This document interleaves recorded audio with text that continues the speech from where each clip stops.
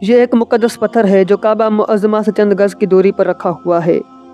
یہ وہی پتھر ہے کہ جب حضرت ابراہیم علیہ السلام کعبہ مکرمہ کی تعمیر فرما رہے تھے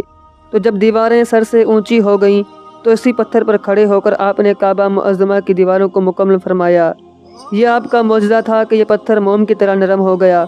اور آپ کے دونوں مقدس قدموں کا اس پتھر پر بہت گہرا نشان پڑ گیا۔ آپ کے قدموں کے مبارک نشان کی بدولت اس پتھر کی فضیلت و عظمت میں اس طرح چار چاند لگ گئے کہ خداوند قدوس نے اپنی کتاب مقدس قرآن مجید میں 2 جگہ اس کی عظمت کا خطبہ ارشاد فرمایا۔ ایک جگہ تو یہ ارشاد فرمایا کہ کعبہ مکرمہ میں خدا کی بہت سی روشن اور کھلی ہوئی نشانیاں ہیں اور ان نشانی میں سے ایک بڑی نشانی مقام ابراہیم ہے۔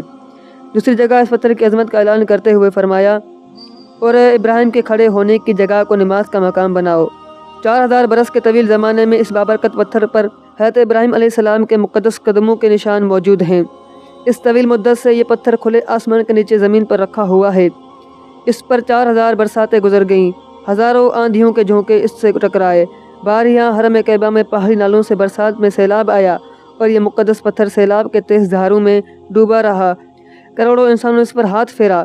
مگر اس کے باوجود آج تک حضرت خلیل اللہ علیہ السلام کے جلیل القدر قدموں کے نشان اس پتھر پر باقی ہیں، جو بلا شبہ حضرت ابراہیم علیہ السلام کا ایک بہت ہی بڑا اور نہایت ہی معظم معجزہ ہے۔ اور یقیناً یہ پتھر خداوند قدوس کی آیات بینات اور کھلی ہوئی روشن نشانیوں میں سے ایک بہت بڑا نشان ہے، اور اس کی شان کا یہ عظیم الشان نشان ہر مسلمان کے لیے بہت بڑی عبرت کا سامان ہے